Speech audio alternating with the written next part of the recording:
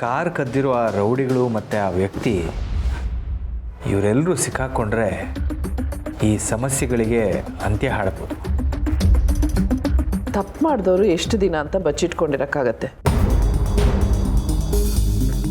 ಒಂದಲ್ಲ ಒಂದಿನ ಆಚೆ ಬರಲೇಬೇಕಾಗತ್ತೆ, ಸಿಕ್ಕಾಕೊಳ್ಳೇಬೇಕಾಗತ್ತೆ. ಕೋರ್ಟ್ ಕೊಟ್ಟಿರೋ ಕಾಲಾವಕಾಶದಲ್ಲಿ ಅವರನ್ನು ಹಿಡಿಬೇಕಾಗತ್ತಲ್ವ ಬಾವ? ಇಲ್ಲಾಂದ್ರೆ ಮುಂದೆ ಏನಾಗ್ಬೋದು? ಇಲ್ಲಾಂದರೆ ಕಷ್ಟ ಆಗುತ್ತೆ. ನಮ್ಮ ಪ್ರಯತ್ನ ನಾವು ಮಾಡಬೇಕು. ನನಗೇನೋ ನಂಬಿಕೆ ಇದೆ, ಕೋರ್ಟ್ ಕೊಟ್ಟಿರೋ ಕಾಲಾವಕಾಶದಲ್ಲಿ ಅವರು ಸಿಕ್ಕಾಕೋತಾರೆ. ಅಂದಹಾಗೆ ಬಾವ, ಅದೇನೋ ಆಡಿಯೋ ಸಿಕ್ಕಿದೆ ಅಂತ ಹೇಳಿದ್ರಲ್ಲ, ಏನದು? ಓಹ್ ಅದಾ, ನಾನೀಗ ಅದ್ರ ಬಗ್ಗೆ ಯಾರಿಗೂ ಹೇಳಲ್ಲ. ನಮ್ಮ ಮನೆಯವ್ರಿಗೆ ಆಗಲಿ, ಕೋರ್ಟಲ್ಲಿ ನಮ್ಮ ವಿರುದ್ಧ ವಾದಿಸೋ ಲಾಯರ್ಗೆ ಆಗಲಿ ಯಾರಿಗೂ ಹೇಳಲ್ಲ. ಅದು ಕೋರ್ಟಲ್ಲೇ ಗೊತ್ತಾಗಲಿ. ಈ ಮಾಧವ ಆಗಲಿ ಅವನ ಮಕ್ಕಳಾಗಲಿ ನನಗೇನನ್ನೂ ಬಿಟ್ಕೊಡ್ತಿಲ್ಲ. ನಾನು ಅಂದ್ಕೊಂಡಿದ್ದೆಲ್ಲ ಆಗಬೇಕು ಅಂದರೆ ನನಗೆ ಹಣ ಬೇಕು, ದುಡ್ಡು ಬೇಕು ಅಂದರೆ ನಾನು ಪದೇ ಪದೇ ಇವ್ರ ಮುಂದೆ ಕೈ ಚಾಚಿ ನಿಲ್ಲಬೇಕು. ಬಾವಾ, ನಂಗೆ ಸ್ವಲ್ಪ ದುಡ್ಡು ಬೇಕಾಗಿತ್ತು. ಓಕೆ, ನಾನು ಅಭಿ ಹತ್ರ ಮಾತಾಡ್ತೀನಿ. ನಿನ್ನ ಅಕೌಂಟ್ಗೆ ಟ್ರಾನ್ಸ್ಫರ್ ಮಾಡೋದಕ್ಕೆ ಹೇಳ್ತೀನಿ. ಸರಿ ಬಾವಾ.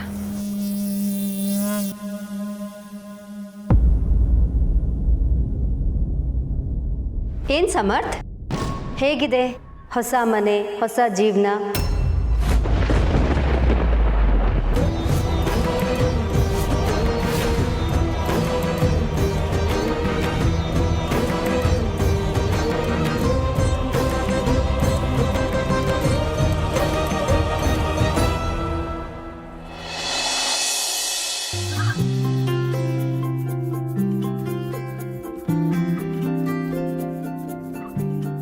ಏನಿದು, ನನ್ನ ಗೊಂಬೆ ನನ್ನ ಜೊತೆ ಒಂದೂ ಮಾತಾಡದೆ ಹಾಗೆ ಹೋಗ್ತಿದೆ.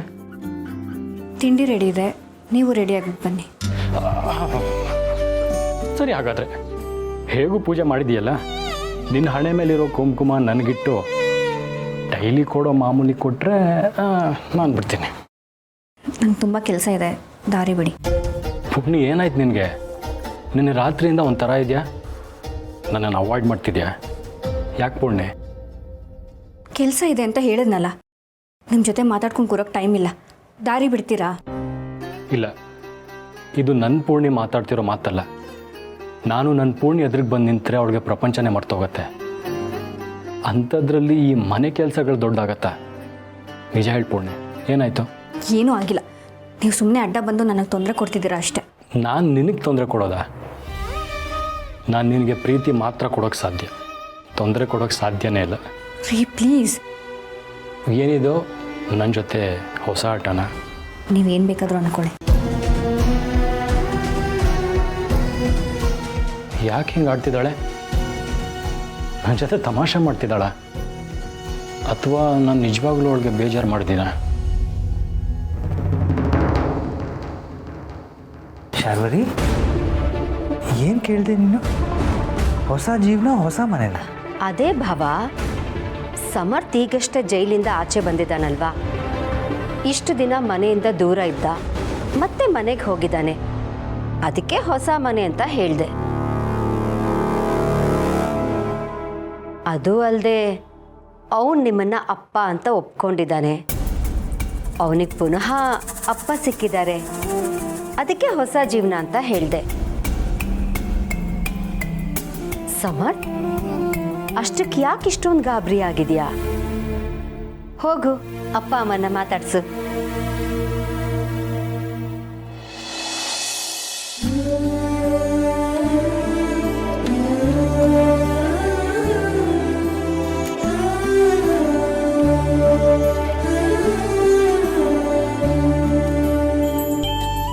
ಹೇಗಿದ್ದೀರಾ?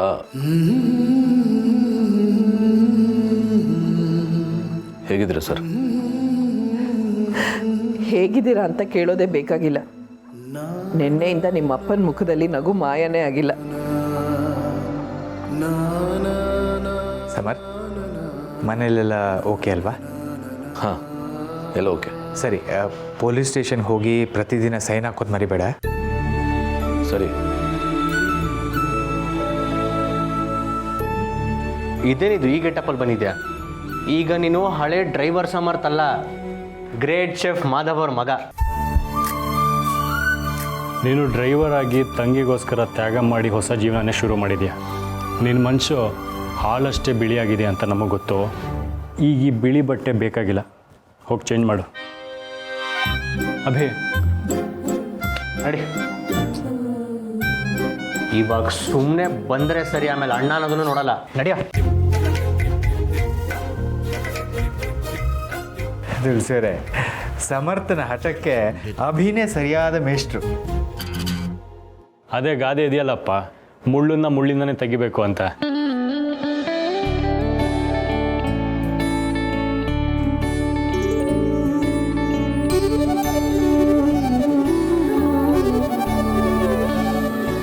ಸರ್, ಕಾರ್ ರೆಡಿ ಇದೆ, ಹೊರಡೋಣ. ಇದೇನಿದು ಸರ್ ಅಂತ ಕರಿತಾ ಇದೆಯಾ? ಅಪ್ಪನ್ನ ಅಪ್ಪ ಅಂತ ಕರೆದಾದ್ಮೇಲೆ ನನ್ನ ಅಣ್ಣ ಅಂತ ಕರಿಬೇಕು ತಾನೆ? ಸರ್, ಅದು ಬ್ರೋ, ಇವನ ಹತ್ರ ಏನು ಮಾತು? ಇವನದೊಂದು ಬಟ್ಟೆ ಚೇಂಜ್ ಮಾಡೋದು, ಒಂದು ಮಗು ಡೈಪರ್ ಚೇಂಜ್ ಮಾಡಿದಾಗ ಆಯಿತು ನನಗೆ, ಅಲ್ವೇನಾ ಪಾಪು? ನಾನು ಕಾರ್ ಹತ್ರ ಇರ್ತೀನಿ, ನೀನು ಬಾ. ಡ್ಯಾಡ್ ಬರ್ತೀನಿ, ಮಾ ಬರ್ತೀನಿ. ಆಫೀಸ್ಗೆ ಹೋಗಿ ಬರ್ತೀನಿ. ಅಮ್ಮ ಹುಷಾರು.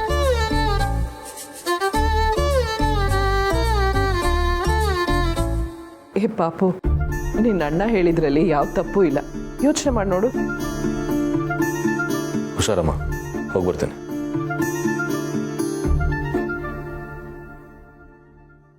ಹೋಗಿ ಬರ್ತೀನಪ್ಪ.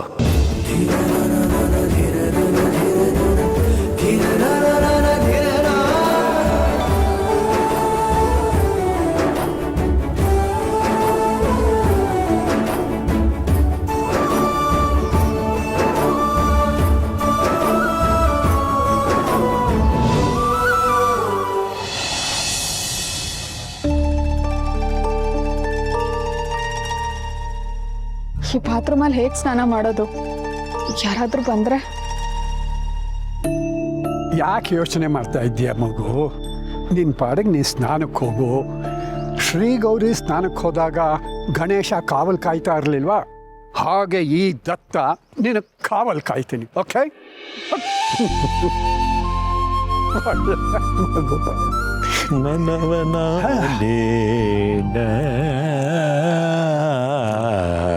ದತ್ತ ಮಹಾರಾಜರೇ, ಏನು ಕಾವಲ್ ಕಾಯ್ತಾ ನಿಂತಿದ್ದೀರಿ? ಅಲ್ಲ ಸ್ವಾಮಿ, ಈ ರೀತಿ ಕಾವಲ್ ಕಾಯೋ ಕೆಲಸನ ಇನ್ನು ಎಷ್ಟು ದಿನ ಮಾಡಬೇಕು ಅಂತಿದ್ದೀರಿ? ನಾನು ಬದುಕಿರೋವರೆಗೂ ನನ್ನ ಮೊಮ್ಮಕ್ಕಳಿಗೆ ನಾನು ಕಾವಲು ಕಾಯ್ತಾನೇ ಇರ್ತೀನಿ ಕಣೋ. ನೀನು ಹಾಗೆ ಇರಬೇಕು. ಮನೆ ಬಗ್ಗೆ, ಮನೆ ಜವಾಬ್ದಾರಿ ಬಗ್ಗೆ ಸದಾ ಯೋಚನೆ ಮಾಡ್ತಾ ಇರಬೇಕೇ ಹೊರತು ಇನ್ನೊಬ್ಬರ ಮನೆ ಹಾಳು ಮಾಡೋದು ಹೇಗೆ ಅಂತ ಯೋಚನೆ ಮಾಡಿಕೊಂಡು ಕಾಲ ಕಳೀಬಾರ್ದು. ಗೊತ್ತಾಯ್ತಾ? ಯಾಕೆ ಹಾಗಂತೀರಿ? ನನಗೂ ಜವಾಬ್ದಾರಿ ಅನ್ನೋದಿದೆ. ಆ ಜವಾಬ್ದಾರಿ ಇರೋದ್ರಿಂದಾನೇ ಅಲ್ವೇ ನಾವು ಇಂಥ ಅರಮನೆಯಲ್ಲಿದ್ರು ಮಾಧವನ ಮನೆಯವ್ರಿಗೆ ಈ ವಿಚಾರ ಹೇಳದೆ ಬಾಯಿ ಮುಚ್ಕೊಂಡಿರೋದು. ಓಹೋ, ಅಂದರೆ ಇಂಥ ವಿಷಯಗಳು ನನ್ನ ತಲೆ ಒಳಗೂ ಇದೆಯೋ? ಹೇ ಜುಗ್ಗ, ಈ ವಿಷಯಗಳು ಏನಾದರೂ ಅವ್ರ ಮನೆಗೆ ನೀನು ಹೇಳ್ದೆ ಅಂತ ಇಟ್ಕೋ, ನಿನ್ನ ಕಾಲು ಕಡ್ದು ಕೈ ಕೊಟ್ಬಿಡ್ತೀನಿ. ಹುಷಾರು. ದತ್ತ ಮಹಾರಾಜರೇ, ಕಾಲ ಸರಿ ಇಲ್ಲ. ಏನು ಕಾಲ ಬಂತ್ರಿ? ನಂದೇನು ಗ್ರಾಚಾರ ಹೇಳಿ? ಅಯ್ಯ, ಅದೇನೋ ಒಂದು ಗಾದೆ ಮಾತಿದೆ, ಕೈಯಲ್ಲಿ ಕೋಲ್ ಹಿಡಿದವ್ರ ಮುಂದೆ ಕಾಲು ಚಾಚಿ ಓಡಿಸ್ಕೊಂಡ್ರು ಅಂತ. ಹಂಗಾಯ್ತು ನನ್ನ ಪರಿಸ್ಥಿತಿ.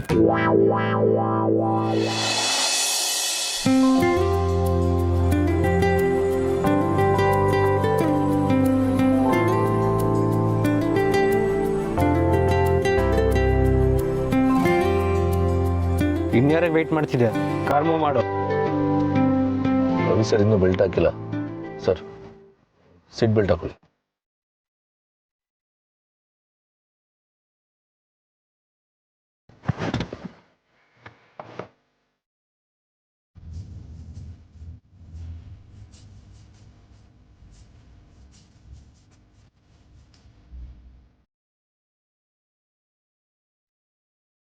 ಸರ್ ಆಫೀಸ್ಗೆ ಅಥವಾ ಹೊಸ ಕಂಪ್ನಿ ಆಗ್ತಿರೋ ಜಾಗಕ್ಕೆ? ಅಭಿ, ಅಮ್ಮನ ಹೆಸರಲ್ಲಿ ಹೊಸ ಕಂಪ್ನಿ ಆಗ್ತಿದೆಯಲ್ಲ, ಅಲ್ಲಿಗೆ ಹೋಗಕ್ಕೆ ಹೇಳು. ಸರಿ, ರಿಂಗ್ ರೋಡಲ್ಲಿ ಹೋಗ್ಲಾ ಅಥವಾ ಸಿಟಿ ಒಳಗಡೆ ಹೋಗ್ಲಾ? ಅಭಿ ಹೇಗಾದರೂ ಹೋಗಲಿ, ಒಟ್ಟಿನಲ್ಲಿ ನಾವು ಎಲ್ಲಿಗೆ ಹೋಗಬೇಕು ಅಲ್ಲಿಗೆ ಹೋದರೆ ಅಷ್ಟೇ ಸಾಕು. ಅದನ್ನು ಅರ್ಥ ಆಗೋ ಹೋಗಿ ಹೇಳು. ಅರ್ಥ ಆಯ್ತಾ? ಹಾಂ, ಅರ್ಥ ಆಯ್ತು. ಇಲ್ಲ, ನಿನಗೆ ಅರ್ಥ ಆಗಿಲ್ಲ. ಅರ್ಥ ಆಗಿದ್ರೆ ಸಮಸ್ಯೆನೇ ಇರ್ತಿರ್ಲಿಲ್ಲ. ಸರಿ, ಗಾಡಿ ಮೂವ್ ಮಾಡು.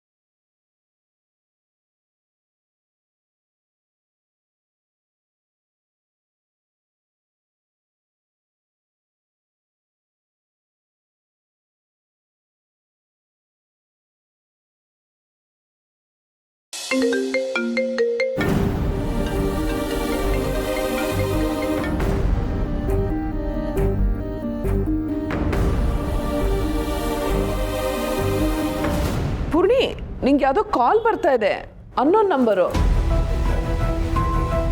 ಅಮ್ಮ, ನಾನು ಮಾತಾಡ್ತೀನಿ.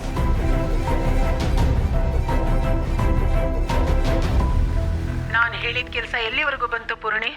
ನೀನು ನಾನು ಹೇಳಿದ ಹಾಗೆ ಕೇಳ್ತಿಲ್ಲ. ಇಲ್ಲ, ನನ್ನಿಂದ ಈ ಕೆಲಸ ಆಗಲ್ಲ. ನಾನೇ ನನ್ನ ಗಂಡನ ಜೊತೆ ಜಗಳ ಆಡಬೇಕು ಅಂದರೆ ಹೇಗೆ ಸಾಧ್ಯ? ನನ್ನ ಗಂಡ ಅಂದ್ರೆ ನನಗೆ ಪ್ರಾಣ. ನೀವು ಬೇರೆ ಏನು ಕೆಲಸ ಹೇಳಿದ್ರು ಮಾಡ್ತೀನಿ. ಬೇಕಿದ್ರೆ ಪ್ರಾಣ ಬಿಡು ಅಂದ್ರೂ ಬಿಟ್ಬಿಡ್ತೀನಿ. ಆದರೆ ನನ್ನ ಗಂಡನ ಜೊತೆ ಜಗಳ ಮಾತ್ರ ಆಡೋಕ್ಕಾಗಲ್ಲ. ಓ ಹಾಗ? ಪ್ರಾಣ ಬಿಡು ಅಂದ್ರೂ ಬಿಟ್ಬಿಡ್ತೀಯಾ? ಹಾಗಿದ್ರೆ ಸರಿಯಾಗಿ ಕೇಳಿಸ್ಕೊ, ನೀನ್ ಪ್ರಾಣ ಬಿಡೋದೇನ್ ಬೇಕಾಗಿಲ್ಲ, ಆ ಮನೆ ಬಿಟ್ಟು ಹೊರಟೋದ್ರೆ ಸಾಕು.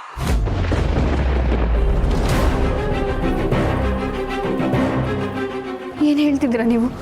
ನಿನ್ಗೆ ನಿನ್ ಗಂಡನ ಜೊತೆ ಜಗಳ ಆಡಕ್ಕಾಗ್ಲಿಲ್ಲ ಅಂದ್ರೆ ನೀನ್ ಆ ಮನೇಲಿ ಇರಬಾರ್ದು, ಆ ಮನೆಯವ್ರ ಕೈಗೂ ಸಿಗ್ಬಾರ್ದು, ದೂರ ಹೊರಟೋಗ್ಬೇಕು.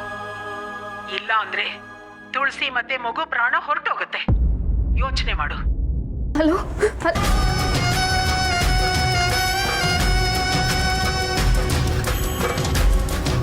ಪೂರ್ಣಿ ಯಾಕೆ ಹೀಗೆ ನಿಂತಿದ್ದಾಳೆ? ಆ ಕಾಲ್ ಬರ್ತಿದ್ದ ಹಾಗೆ ಯಾಕಷ್ಟು ಭಯ ಪಟ್ಲು? ಏನಾಗ್ತಿರ್ಬೋದು?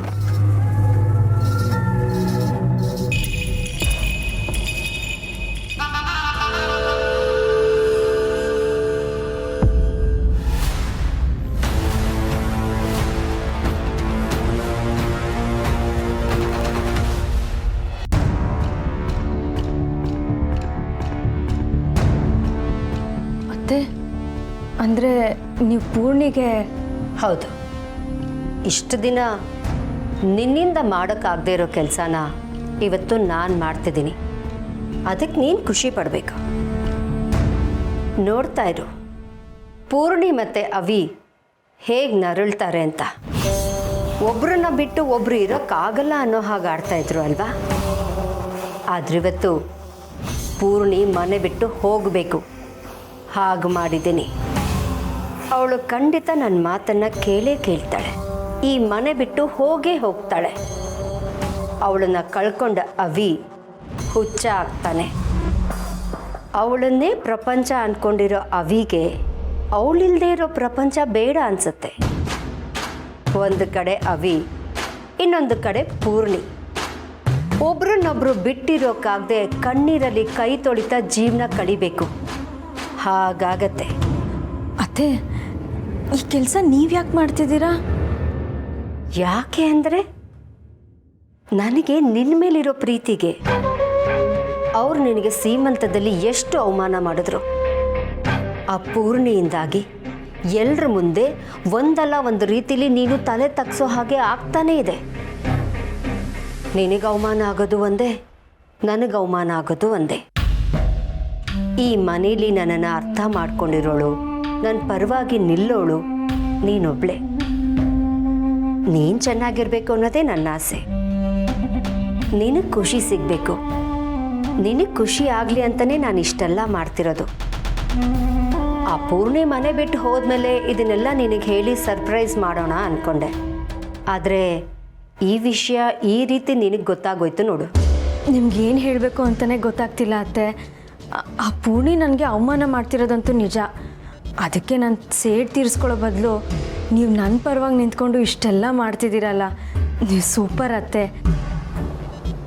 ನನ್ನ ಮೇಲೆ ನೀವು ಇಟ್ಟಿರೋ ಪ್ರೀತಿಗೆ ತುಂಬ ಥ್ಯಾಂಕ್ಸ್ ಅತ್ತೆ. ನಿಮ್ಮ ಬುದ್ಧಿವಂತಿಕೆ ಮುಂದೆ ಯಾರ ಆಟನೂ ನಡೆಯಲ್ಲ ಅನ್ನೋದು ನನಗೆ ಗೊತ್ತಾಯಿತು. ರಿಯಲಿ ಆರ್ ಗ್ರೇಟ್ ಅತ್ತೆ.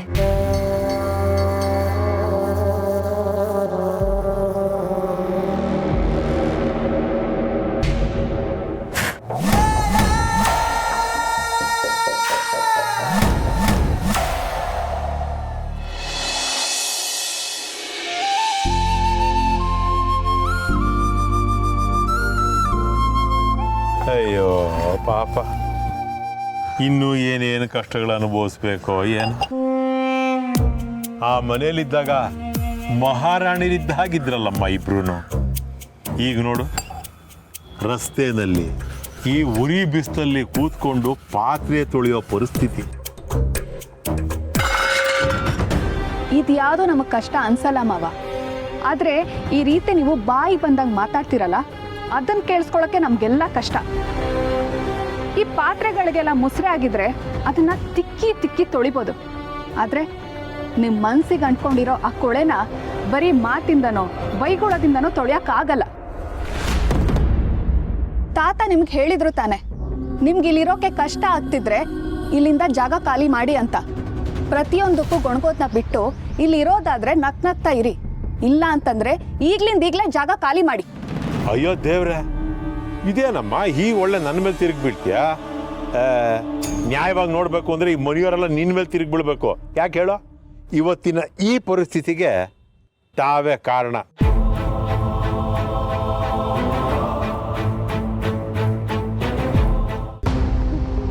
ಅಂಕಲ್ ಪ್ಲೀಸ್, ದಯವಿಟ್ಟು ಹಾಗೆಲ್ಲ ಮಾತಾಡಬೇಡಿ.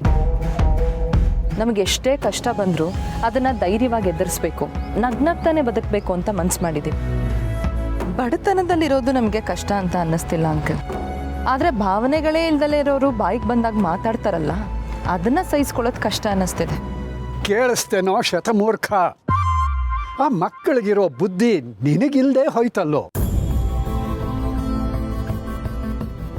ಜೀವನದಲ್ಲಿ ಕಾಲ ಅನ್ನೋದು ಹೀಗೆ ಇರೋದಿಲ್ಲ. ನಾವು ಹಗಲು ರಾತ್ರಿಗಳನ್ನು ಹೇಗೆ ಕಾಣ್ತೀವೋ ಹಾಗೆ ಕಷ್ಟ ಸುಖಗಳನ್ನು ಕಾಣಬೇಕು. ಹಗಲಾದ್ಮೇಲೆ ರಾತ್ರಿ ಬರುತ್ತೆ, ರಾತ್ರಿ ಆದಮೇಲೆ ಹಗಲು ಬರುತ್ತೆ. ಹಾಗೇನೆ ಕಷ್ಟಗಳೆಲ್ಲ ಕಳೆದ ಮೇಲೆ ಸುಖ ಅನ್ನೋದು ಬಂದೇ ಬರುತ್ತೆ. ಅಷ್ಟಕ್ಕೂ ನಮಗಿದೆಲ್ಲ ಕಷ್ಟಗಳು ಅಂತ ಅನ್ನಿಸ್ತಾನೆ ಇಲ್ಲ ತಾತ.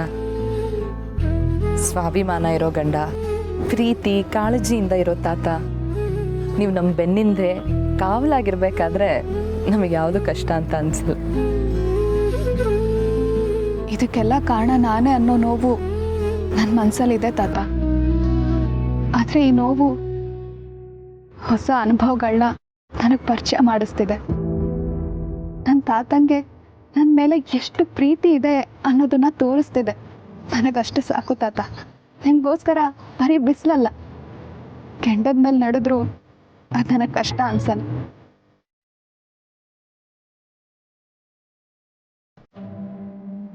ನಾ ಹೇಳಿದ ಒಂದೇ ಒಂದು ಮಾತಿಗೆ ಬೆಲೆ ಕೊಟ್ಟು ಕಷ್ಟಗಳನ್ನ ನಗನಗುತ್ತಾ ಎದುರಿಸ್ತಾ ಇದ್ದಾರೆ ನನ್ನ ಮೊಮ್ಮಕ್ಕಳು. ಇವ್ರಿಗೋಸ್ಕರ ಆದರೂ ನಾನು ಆದಷ್ಟು ಬೇಗ ಈ ಮನೆ ಬಿಡಿಸ್ಕೋಬೇಕು. ಮತ್ತೆ ನಮ್ಮ ಮನೆಗೆ ನಾವು ಹೋಗಬೇಕು.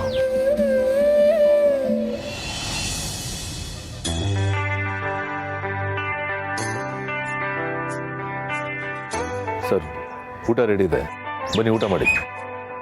ಅಭಿ ನನಗೆ ಹಸಿವಿಲ್ಲ ಅಂತ ಹೇಳು. ಸರ್, ನನ್ನ ಮೇಲಿನ ಕೋಪಕ್ಕೆ ಊಟದ ಮೇಲೆ ತೋರಿಸೋದು ತಪ್ಪಲ್ವಾ? ಪ್ಲೀಸ್ ಸರ್, ಬನ್ನಿ ಊಟ ಮಾಡಿ. ಬೇಡ ಅಂತ ಹೇಳಿದ್ನಲ್ಲ ಅಭಿ. ಇದೊಳ್ಳೆ ಕತೆ ಆಯಿತು ಬ್ರೋ. ಗಂಡ ಹೆಂಡ್ತಿರ ಜಗಳದಲ್ಲಿ ಕೂಸ್ ಬಡವಾಯ್ತು ಅನ್ನೋ ಹಾಗೆ ಅಣ್ಣಂದಿರ ಜಗಳದಲ್ಲಿ ತಮ್ಮ ಹಸ್ಕೊಂಡಿರ್ಬೇಕಾ? ಸರಿ ಬಿಡ, ಆಯಿತು. ನಿನಗೂ ಊಟ ಬೇಡ, ನನಗೂ ಊಟ ಬೇಡ. ಸರ್, ಮತ್ತೆ ಹಸ್ಕೊಂಡಿರೋಂಥದ್ದು ಏನಿದೆ? ನೀವಾಗಲೇ ಊಟ ಬಿಟ್ಟು ವ್ರತ ಮಾಡಿದ್ದಕ್ಕೆ ಪ್ರತಿಫಲನೂ ಸಿಕ್ಕಾಯಿತು, ನನಗೆ ಬೇಲು ಸಿಕ್ಕಾಯಿತು. ಈಗ ಮತ್ತೆ ಊಟ ಬಿಡೋದ್ರಲ್ಲಿ ಏನಿದೆ ಸರ್? ಅಭಿ ಯಾಕೆ ಅಂತ ಅವ್ನು ಗೊತ್ತಿಲ್ವಾ ಕೇಳು. ನನಗೆ ಊಟ ಬೇಡ ಅಂದರೆ ಬೇಡ.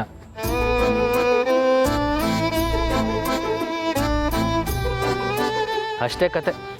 ಹೊಟ್ಟೆ ಹಸುವಾಗಿದ್ರು ಊಟ ರೆಡಿ ಇದ್ರು ಊಟ ಮಾಡೋಕ್ಕಾಗಲ್ಲ. ಅಣ್ಣನ ಮುನ್ಸಿಗೆ ಹೊಟ್ಟೆ ಹಸು ಗೊತ್ತಾಗಲ್ಲ. ಈಗ ನಿನಗೆ ಹಸ್ಕೊಂಡಿರೋ ಅಂತ ಯಾರು ಹೇಳಿದ್ದು? ಹೋಗಿ ಊಟ ಮಾಡು. ನಾನು ಊಟ ಮಾಡ್ತೀನೋ ಬಿಡ್ತೀನೋ ಅದನ್ನು ನಿನಗೆ ಯಾಕೆ? ಹಸುವಾಗ್ತಿದೆ ಅಂತಿದ್ಯಾ, ಊಟ ಮಾಡೋಕ್ಕೇನು? ಅದನ್ನು ನೀನು ನನಗೆ ಹೇಳಬೇಕಾಗಿಲ್ಲ. ನಿನ್ನ ಹತ್ರ ಹೇಳಿಸ್ಕೊಂಡು ನಾನೇನು ಊಟ ಮಾಡಬೇಕಾಗಿಲ್ಲ. ನಮ್ಮ ಅಣ್ಣನ ಮೇಲೆ ನನಗೆ ಪ್ರೀತಿ ಇದೆ. ಅಣ್ಣನೇ ಊಟ ಬೇಡ ಅಂದರೆ ನಾನು ಹೇಗೆ ಊಟ ಮಾಡಲಿ?